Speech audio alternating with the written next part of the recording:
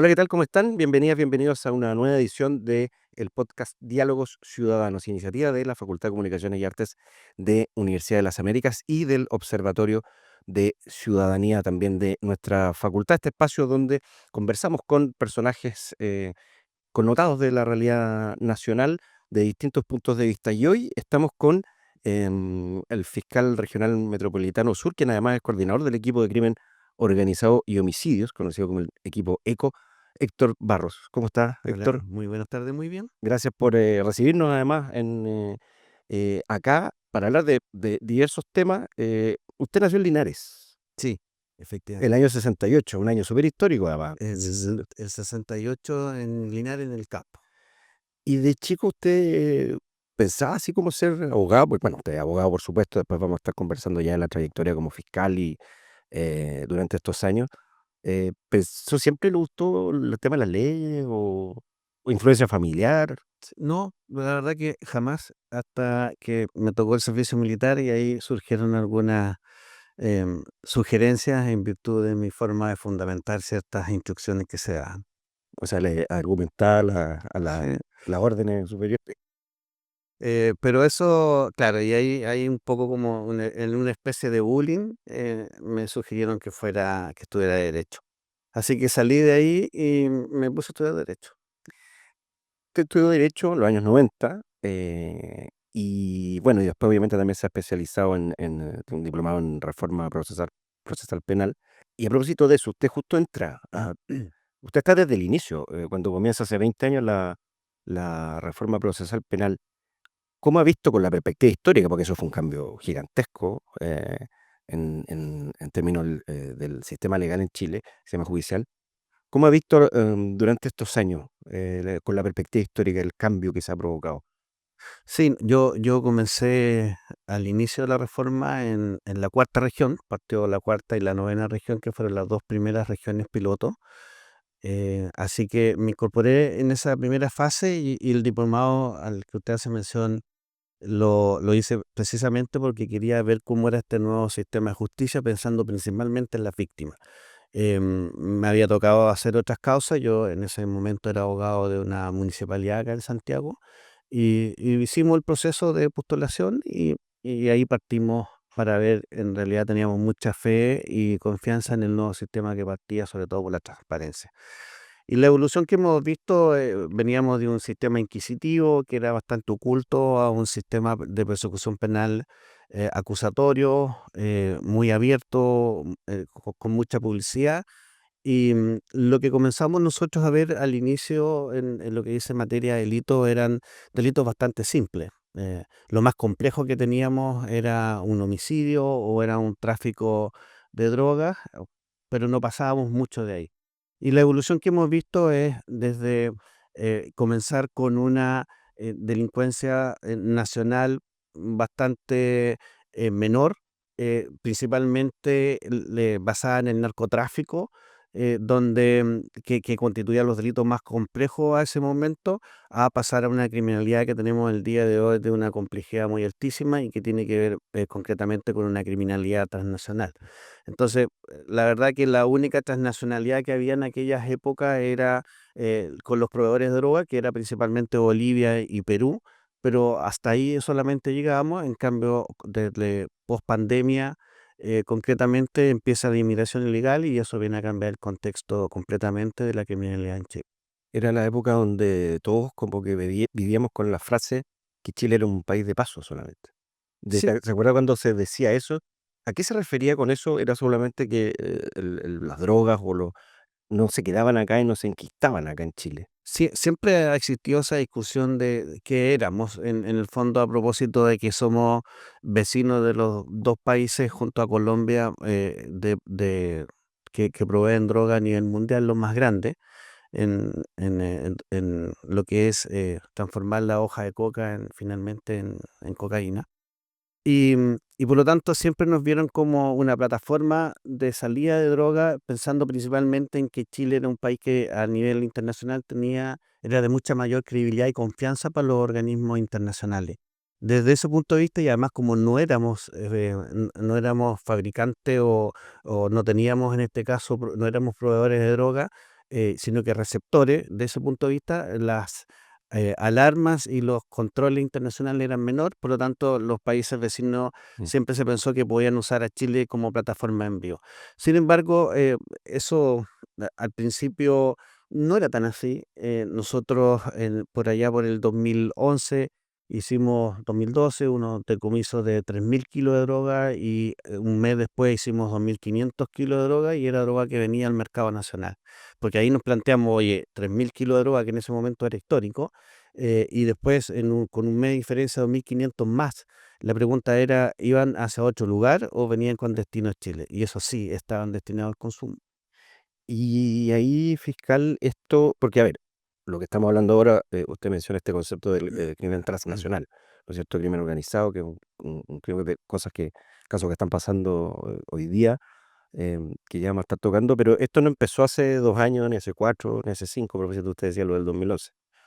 Eh, ¿Usted cree que quizás el país, las autoridades, usted está dentro del Poder Judicial, como que decían, no, esto nunca va a pasar en Chile, esto nunca va a pasar en Chile, y de pronto el tema literalmente nos explotó en la cara? ¿Ustedes dentro del Poder Judicial tenían estos antecedentes y no se frenó antes de lo que se debería haber frenado?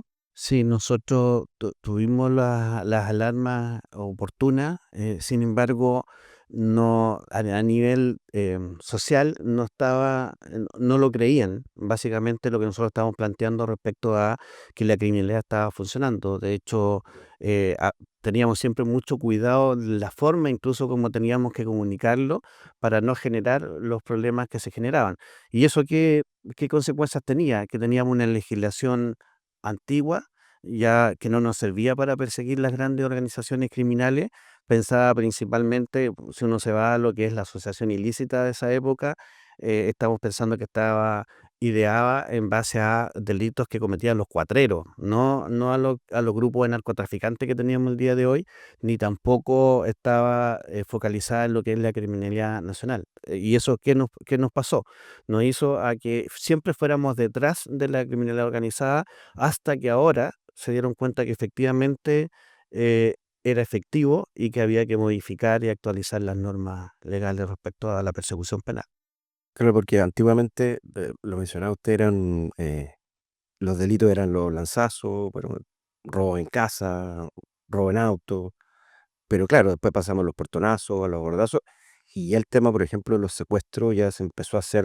Antes, cuando había un secuestro, era una noticia, Sí, se transmitía por televisión, me acuerdo uno por ahí el año 92, en fin, el secuestro de Cristian Edwards, eran cosas muy, y además de otra época que respondían a otros motivos. Eh, Hoy, con el sistema que tenemos nosotros, el sistema judicial, eh, está muy estresado como para absorber este tipo de materia, porque cambió absolutamente, como decía usted, la forma y la forma de cometer crímenes.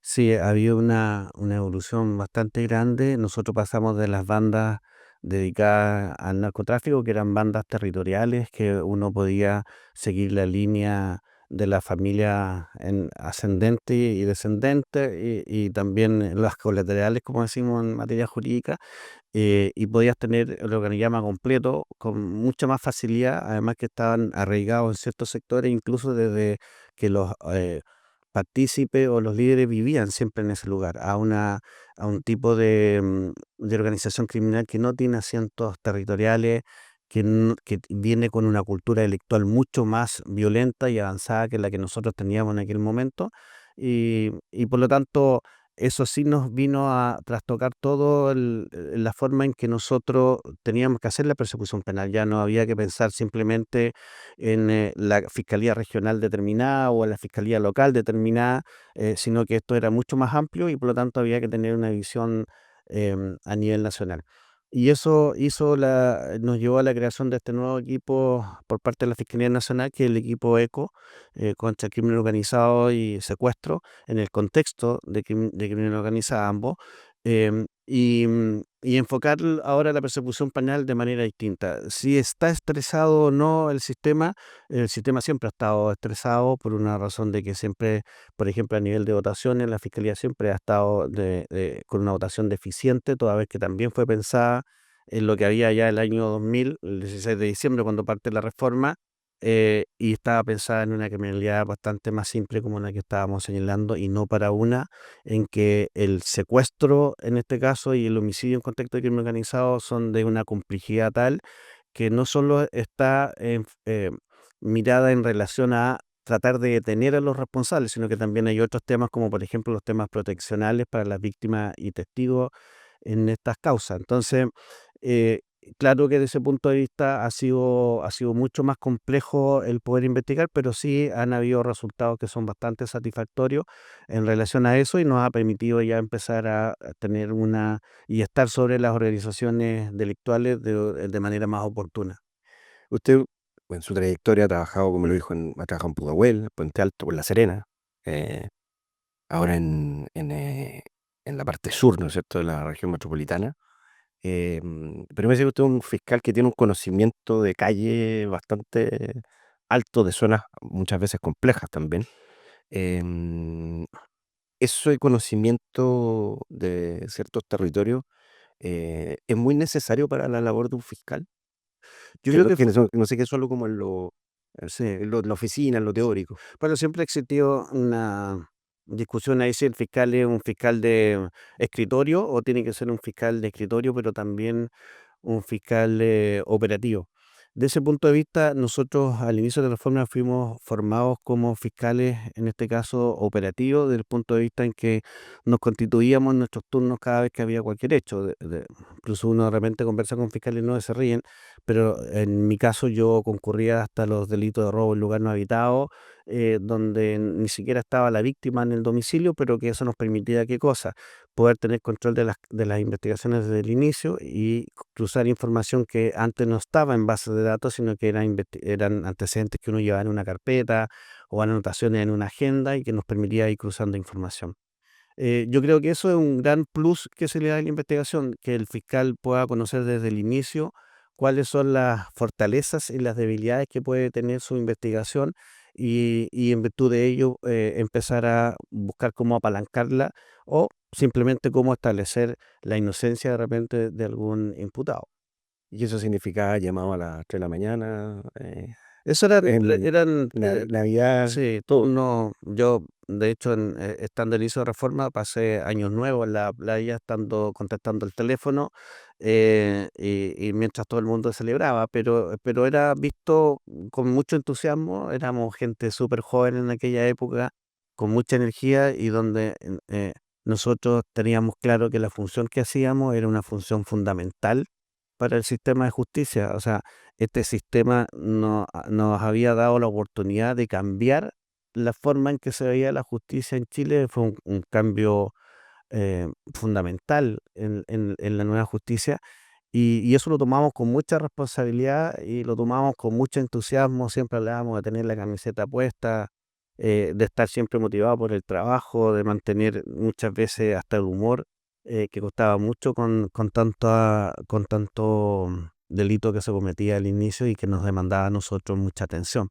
Yo les cuento a los fiscales nuevos que nosotros nunca nos fuimos antes de las 11 de la noche a la casa ningún día, desde que yo estuve al menos en La Serena 4 años, y que incluso los días sábados también trabajábamos hasta 3 de la tarde y teníamos que llevar hasta los hijos a la fiscalía para poder seguir trabajando.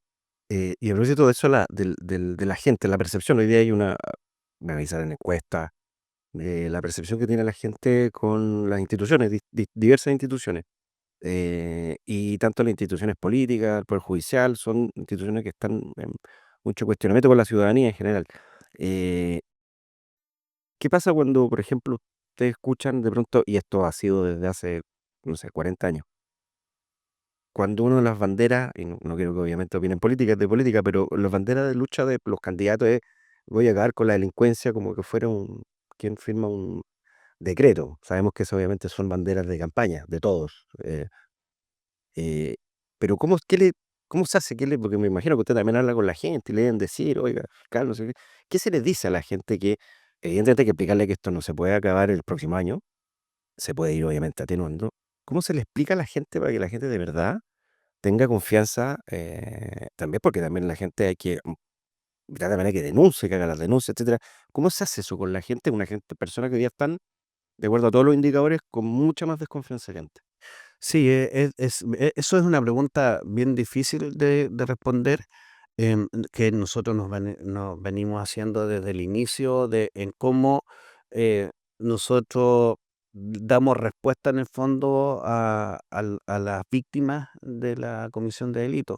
Y muchas veces uno encuentra de todo. La verdad es que por lo general lo que buscan las personas, las víctimas, son que le solucionemos el problema y en la gran cantidad de casos no es solucionable. En segundo lugar, las víctimas a veces lo único que esperan es que uno las escuche. Y eso nuevamente empieza a chocar con la capacidad que tenemos con las bajas dotaciones para efecto de entrevistarnos y dar el tiempo necesario a las víctimas como para poder explicarle, en este caso, por qué se llegó a un resultado o no. Y en tercer lugar, yo creo que no hemos sido capaces tampoco de comunicarle a la gente qué esperar del sistema de justicia penal. Nunca, como yo señalé, vamos a resolver todos los casos, pero sí yo creo que falta un poco traspasarle a ellos, o mostrarles el esfuerzo que se hace por tratar de llegar a una solución, pero que sin embargo no lo logramos. Y de ese punto de vista, yo al menos lo que he hecho siempre, ahora como fiscal regional, lo hice siempre como fiscal adjunto al inicio, que ahí me tocaba ver todos los delitos, no solo delitos vinculados a organizaciones del narcotráfico, es explicarles qué habíamos hecho y cuáles eran los problemas que teníamos básicamente para llegar a solucionar su caso. Muchos de ellos se iban bastante satisfechos con al menos escuchar esa respuesta. Entonces, por eso es que va a ser siempre muy difícil estar en una posición más privilegiada en lo que dice relación con la opinión pública. El, es preocupante, me imagino, que te habla del crimen, hablamos del crimen organizado, que ya es un concepto que uno ya lo escucha a diario. Te habla, Y no solo cuando hablamos realmente de crimen organizado, a veces todo es crimen organizado y finalmente nada termina siéndolo, como decimos nosotros. y el concepto transnacional, que lo complejiza bastante más. El tema es cuando se empiezan a permear las instituciones, ¿no? Por ejemplo, hemos visto hace unos días casos de traslado de droga en avión, ha estado involucrados funcionarios del ejército, de la Fuerza Aérea, y ahora hace un par de días la liberación por una orden judicial de, de uno de los imputados por el asesinato del empresario asesinado en Ñuñoa, José Reyes. A propósito de lo que me acordaba de lo de la gente, cómo la gente dice, pucha, pero deja, ¿cómo porque la gente dice esto, dice, ¿cómo dejan libre a uno que está imputado por un asesinato y lo dejaron, y la orden emanó, creo que fueron minutos después de terminada la audiencia? Entonces, ¿cómo es tan preocupante que esto siga o podemos decir que todavía son casos aislados? Cuando nosotros hablamos de permear las instituciones, la verdad que tenemos como un poco memoria cortoplacista porque no es un tema nuevo. Nosotros hemos tenido históricamente en este sistema investigaciones donde vincula a funcionarios públicos. En lo particular, nosotros en el retén del Castillo condenamos a 10 funcionarios policiales, por ejemplo, por delitos de narcotráfico, extorsión y robo incluso.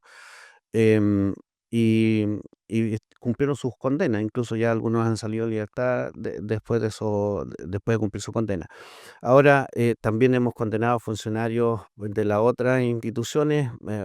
Yo en lo particular tengo un funcionario con 20 años de experiencia en la policía y que fue condenado a 20 años, incluso de cárcel por distintos delitos. Y así hemos tenido también funcionarios de la aduana, funcionarios del servicio de puestos internos condenados y que están involucrados en estos delitos. Lo que pasa es que las instituciones públicas siempre son de interés para las organizaciones criminales. Yo siempre lo reitero y lo vuelvo a decir de nuevo ahora en esta conversación de que a las asociaciones criminales hay que verlas como una empresa, no hay que verlas como una montonera de gente que se reúnen simplemente para ir a cometer un robo. Y las empresas, lo único que se diferencian con una empresa criminal está básicamente en que una tiene fines lícitos y la otra no tiene fines lícitos. En particular, yo siempre planteo que cuando una organización quiere expandirse a regiones, tiene que contratar más gente, tiene que tener logística, vehículos, etcétera, para poder instalarse en otro lugar. Las asociaciones criminales son lo mismo. Nosotros hemos visto organizaciones que parten acá o que parten en el norte y que empiezan a sembrarse por distintos lugares en nuestro país. Y tenemos problemas no solo en Santiago con las organizaciones criminales, sino que también en la quinta región, en la sexta región, la octava, donde ellos van, lo que hacen es ir buscando mercados ilegales que estén disponibles. Y estas organizaciones encontraron muchos mercados ilegales que no estaban explotados por la delincuencia nacional y ocuparon esos espacios y los van a seguir haciendo hasta que no se eliminen o no existan esos mercados. Yo escuché decir en una entrevista que dijo que el crimen organizado se rige por las leyes del mercado. Así es. Hay que tomarlo desde ese punto de vista como estructuralmente. Se rige por y es muy curioso porque yo siempre pongo como ejemplo un secuestro que tuvimos acá en Vicuña Maquena el 14 de diciembre del año 2023, donde secuestran a un ciudadano, el Tren de Aragua, en este caso en particular, secuestran a un ciudadano venezolano que lo meten a un vehículo, trata de intervenir el suegro de este ciudadano colombiano y le disparan en una de sus piernas y se lo lleva. Cuando nosotros empezamos, logramos finalmente después la liberación, pero cuando empezamos a indagar las razones de ese secuestro, decía en relación con que este ciudadano colombiano estaba vendiendo la ketamina y el tuce a precios más bajos que los que vendían los ciudadanos venezolanos que tributaban al Tren de Aragua. Se le había advertido un par de ocasiones en que él no podía, en este caso, mantener los precios más bajos, toda vez que eso implicaba que toda la clientela se iba con ellos y abandonaba, por lo tanto, a los que vendían droga, que eran los otros, la competencia, que eran los venezolanos. Lo que había ahí era una competencia desleal, finalmente.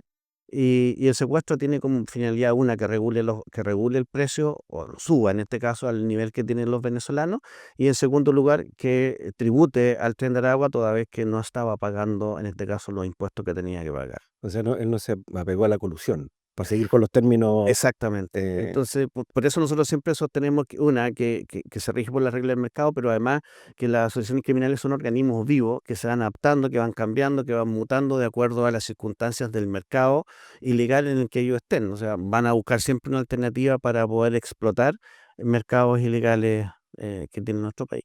¿Y cómo se hace? Obviamente no voy a decir las estrategias, pero ¿cómo se hace para anticiparse? Porque usted lo mencionaba hace un instante, que claro, a veces terminan yendo detrás, porque obviamente por la capacidad, por un sistema que siempre ha estado estresado, más allá que ahora obviamente tienen este equipo ECO que tiene un carácter más eh, general en términos territoriales, de mayor coordinación. em, ¿Cómo se hace para irse anticipando esto? Porque claro, uno si analiza y hace una línea, eh, pasamos de un tiempo que usted estuvo a cargo de muchos de esos casos de bombas, por ejemplo, en la escuela militar, que quizás tenían otros móviles, después eran los portonazos del día, después los abordazos y fueron cambiando hasta hoy día crimen organizado, etcétera, secuestro. ¿Cómo se pueden ir usted anticipando diciendo, mira, ahora puede que eh, venga este tipo de delito? Si eso se puede, es una de sus funciones, pero eso se puede hacer, es muy difícil. Yo creo que se puede, ¿ah? Se puede, nosotros lo hemos estado haciendo ahora en el último tiempo, ECO, pero para eso se requiere mucho trabajo, mucho análisis de información, mucha información que procesar. Se puede hacer teniendo equipos multidisciplinarios. En este caso, nosotros tenemos funcionarios vinculados a lo que es el análisis, analistas, 24 horas disponibles y trabajando en la fiscalía. Lo mismo pasa con funcionarios dedicados a la atención de víctimas y testigos y con un abogado asistente que van apoyando la labor de los fiscales.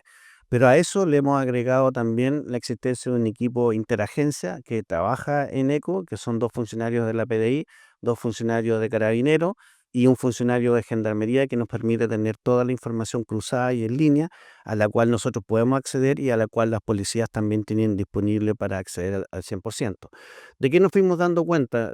Fuimos dando cuenta que las organizaciones por lo general están lideradas por alguien que se instala, en este caso en Colombia, las transnacionales, y que empiezan a cometer delitos acá que están metidos en ciertos nichos de mercado. Hay ciertos brazos, por ejemplo, hay uno que está dedicado a la explotación sexual, hay otro brazo, el del Tren de Aragua, que está dedicado a la inmigración, en este caso a la trata de personas, otros están vinculados al homicidio, al secuestro, a los robos, y se van dividiendo el mercado con distintos líderes.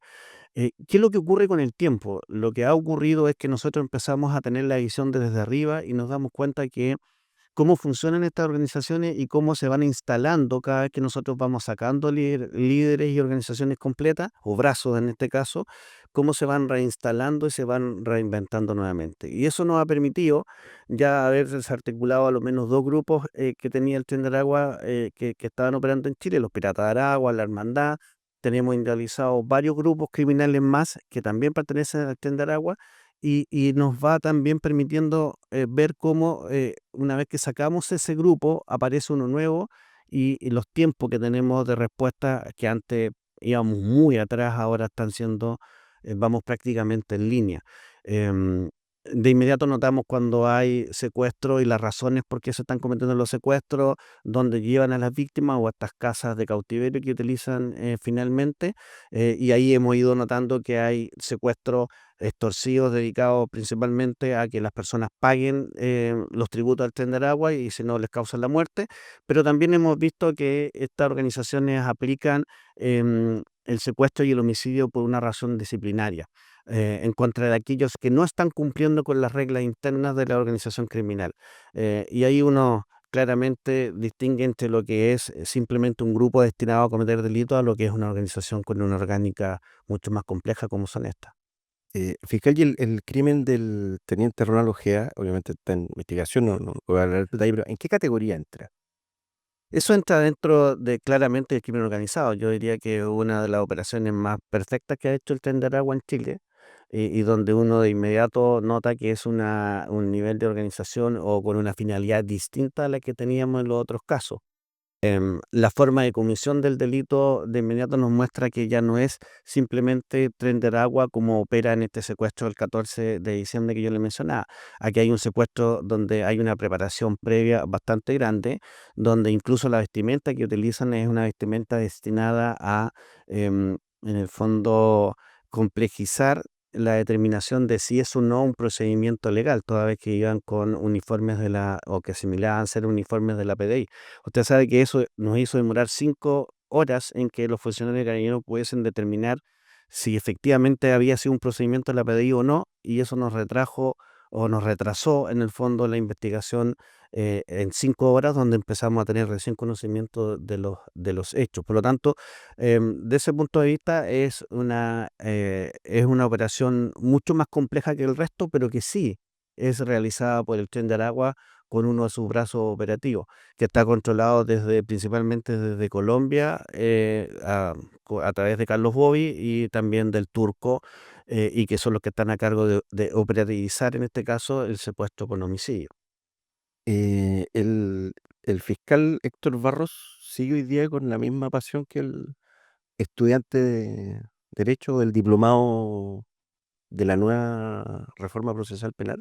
Ese diplomado yo lo hice incluso cuando la reforma no estaba lista todavía, y sí, pues, fue justamente para ver si me gustaba o no el nuevo sistema. Yo creo que la pasión por investigar nunca ha cambiado.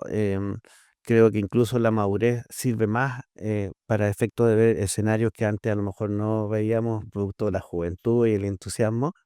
Y yo creo que también ha aumentado más la disposición para efecto de estar disponible para ir mejorando este sistema de persecución penal, pero también para ir mejorando la respuesta hacia las necesidades que tienen las víctimas y también los organismos auxiliares, principalmente las policías. ¿Y qué es bueno, ustedes, los fiscales, además tienen una complejidad en su vida diaria, no pueden tener redes sociales, no pueden subir fotos de vacaciones, por una cuestión obviamente de seguridad. ¿Y qué hace el fiscal para relajarse? Porque claro, ustedes tienen una carga laboral importante, con un tema que es muy complejo, con muchas horas. ¿Y qué hace usted para desconectarse? Porque uno dice, no, sí, se lleva mucho trabajo a la casa, me imagino, pero algo tiene que hacer para desenchufarse de su casa, con su familia. Lo que pasa es que, bueno, eso es una discusión que tuve interna mucho tiempo, si nos desconectamos o no. Yo llegué a la conclusión que no hay que desconectarse. Yo creo que hay que aprender a vivir con este trabajo y hay que aprender a vivir a estar siempre conectado. Siempre he dicho que prefiero conocer los problemas de inmediato a tomar conocimiento 10 o 15 días después, cuando ya no tienen solución. de ese punto de vista, a nivel familiar hay toda una forma de proceder. Yo siempre me río porque nos metemos en la piscina con mi hijo y mi teléfono está siempre al lado y cada vez que suena todos lo toman y me dicen, papá, me dicen, te están llamando y saben que eso es un tema, ellos también se han acostumbrado a vivir así. Y en el relajo, la verdad que yo soy bastante poco sociable en términos en que nunca me van a ver en actividades sociales generalmente. Siempre digo que no tengo muchos amigos, creo que uno o dos por ahí, que fueron jefes míos, de hecho.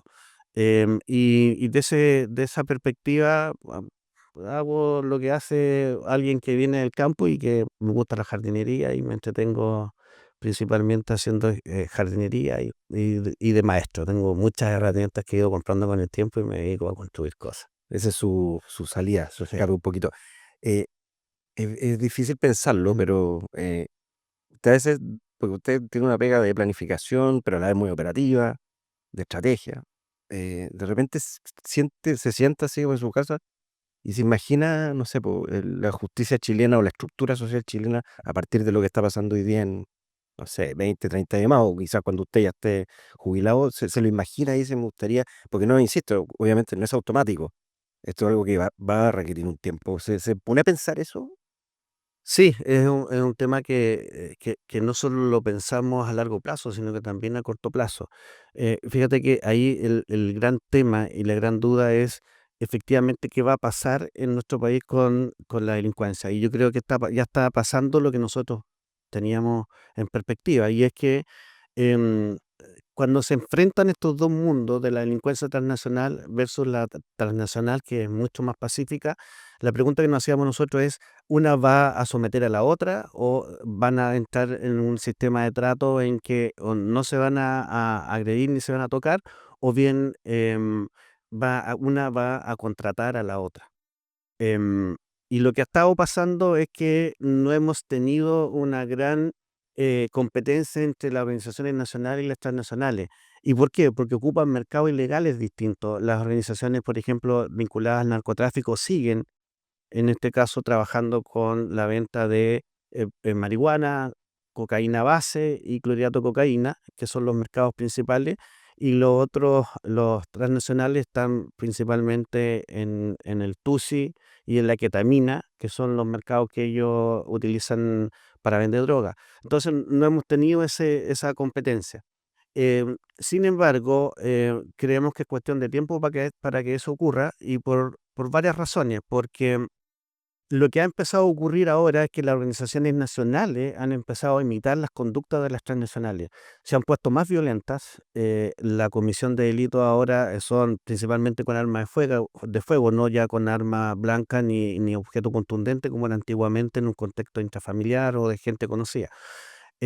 Ahora los ajustes de cuentas son a matar, y no simplemente a balear en las piernas como era antiguamente, y también con una participación mucho más activa y con un aumento en la estadística de comisión de secuestros extorsivos por parte de organizaciones chilenas hacia los mismos chilenos.